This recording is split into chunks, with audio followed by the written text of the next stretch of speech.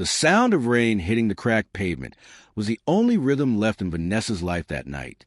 She stood in front of the mansion's iron gates she had walked through every day for 10 years, now locked before her. Behind them, glowing through mist and marble, her husband's laughter spilled from the windows like poison. The same man who once promised forever now told her she was lucky to have had a taste of luxury at all. Moment earlier, she had been shoved out the front door with nothing but a torn coat, an empty purse, and a heart so heavy it felt like lead.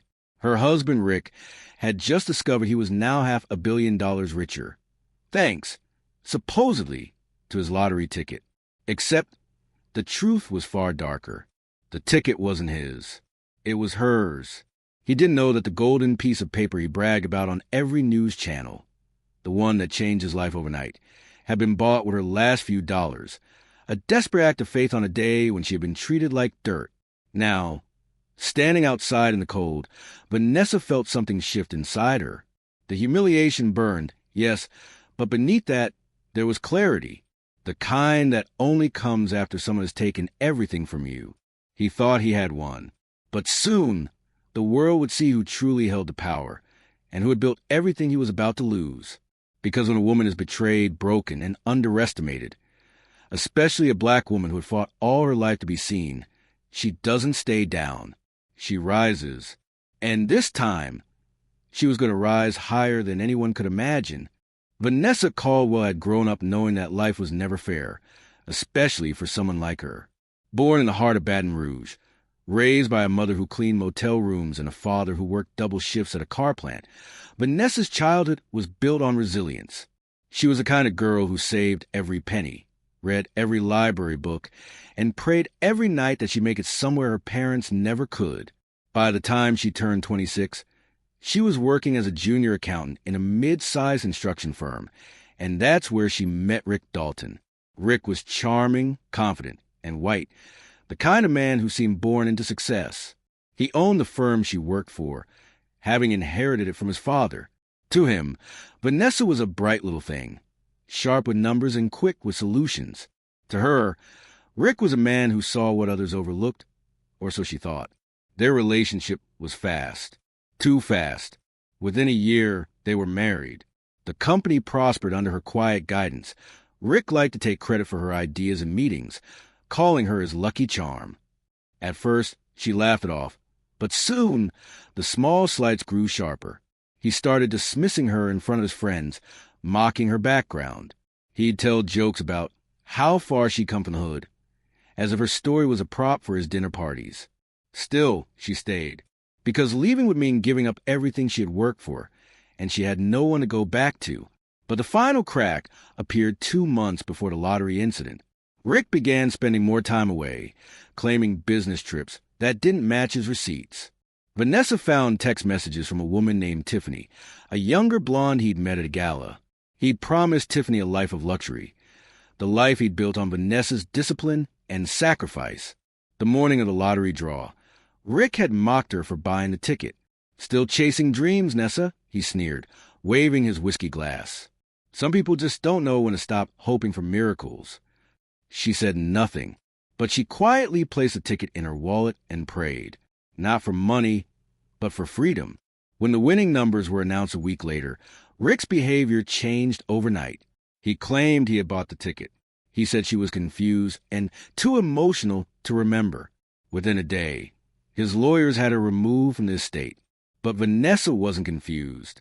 She was patient, and the world was about to find out why patience, when fueled by betrayal, becomes power. The weeks following her eviction were the hardest of Vanessa's life. Reporters swarmed the estate as Rick flaunted his new wealth. The cars, the interviews, the photo ops. He played the part of the generous new millionaire, donating to causes for publicity, promising to give back. What no one knew was that he had built his empire on lies. Vanessa moved into a small one-bedroom apartment on the outskirts of town. She took a job at a community center, helping underprivileged families with budgeting and tax preparation, a quiet irony, given she once managed million-dollar accounts. Every night, she watched Rick's face on TV and wondered how greed could strip a person of all decency. But what hurt more was how easily people believed him. How easily they dismissed her. When she tried to contact a lottery commission, they brush her off. The claim has already been verified. That's when Vanessa realized she needed more than truth. She needed proof. She began collecting every receipt, every surveillance record she could find. The store where she bought the ticket had security cameras, though the footage was only stored for a limited time. When she arrived, the clerk recognized her instantly. "You the lady that used to come in with that fancy husband?" he said. "I remember that ticket. You paid in cash, right? Bought it with a coffee that morning." Her heart raced. The man printed a receipt archive from that day, showing her purchase timestamp, 8:42 a.m., 1 minute before Rick's company credit card appeared on the system at a different location across town. That was the thread she needed. Over the next few weeks, Vanessa built her case quietly, reaching out to a local attorney known for taking on racial discrimination cases. He listened, skeptical at first, until he saw the receipts, the time stamps, and the photo of her holding the ticket in the store's security footage. "Miss Caldwell," he said slowly, "you're sitting on the biggest fraud case in Louisiana's history." Vanessa smiled for the first time in months. Not because of revenge, but because justice, for once, was on her side. Word spread quietly through legal circles before the media caught wind. When the story finally broke, Rick's empire began to crumble. Headlines screamed, "Lottery scandal. Woman claims husband stole winning ticket. Marriage, money, and lies. Inside Baton Rouge's billion-dollar betrayal." Rick laughed it off at first, calling her delusional. But when the video footage aired, showing Vanessa's hand holding the exact ticket number before it was claimed, his laughter died. Now, the battle wasn't just legal. It was moral, because behind every dollar he flaunted was a story of erasure, of a black woman's contributions, intellect, and humanity being dismissed by the man who owed her everything. And Vanessa wasn't just fighting for herself anymore. She was fighting for every woman who had ever been told her success was someone else's doing. The courtroom was packed. Reporters lined every bench. Cameras flashing as the case of Caldwell versus Dalton unfolded before the world. Rick sat smugly at the defendant's table, designer suit gleaming, while Vanessa, dressed simply in navy blue, held her ground. The defense argued that the ticket had been joint marital property, but Vanessa's attorney dismantled every lie.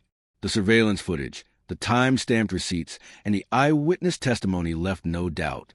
Then came the turning point. Rick's own assistant, under oath, revealed that Rick had forged Vanessa's signature on the claim form, using an old copy of her ID from the office files. The courtroom gasped. Rick's face drained of color. When the judge finally spoke, her voice carried the weight of justice long denied. "This court finds in favor of the plaintiff, Vanessa Caldwell. The lottery winnings, assets, and any proceeds derived therefrom are hereby transferred to her rightful ownership." Rick erupted, shouting that it was unfair, that she didn't deserve it. But his words echoed hollow in a room that had finally seen the truth. Vanessa didn't gloat. She simply closed her eyes and whispered a prayer of gratitude, not for the money, but for the vindication. Outside, reporters swarmed her again, but this time the narrative had shifted. She wasn't a bitter ex-wife. She was a survivor, a symbol of strength in a world that tried to silence her. As Rick's world collapsed, his company bankrupt, his reputation destroyed, Vanessa used her newfound wealth to create something lasting. 6 months later, Vanessa stood before a crowd at a ribbon-cutting ceremony in Baton Rouge. Behind her rose a gleaming new building, the Caldwell Foundation for Women of Color, offering financial literacy programs, housing support, and legal aid for women facing economic and racial injustice. She had turned her pain into purpose. Her story became a viral symbol of triumph, not just because she reclaimed her fortune, but because she used it to change lives. She hired black architects, funded scholarships, and built opportunities in communities long ignored by the wealthy elite. When a reporter asked if she had any regrets, she smiled softly. "Regrets?" she said. "Only that I stayed quiet for so long." But sometimes silence gives you strength, because when the truth finally speaks, it's loud enough to shake the world. Rick, meanwhile, faded from the headlines. The mansion he once flaunted was sold to cover legal debts. His mistress left. He was last seen working for a small construction firm out of state. Vanessa never gloated, never looked back. Her justice wasn't in watching him fall. It was in knowing she'd risen on her own terms. And every night, when she locked the doors of her new home, not a mansion, but a warm, peaceful space she owned in her name, she would whisper a quiet reminder to herself. Freedom isn't something you win. It's something you build.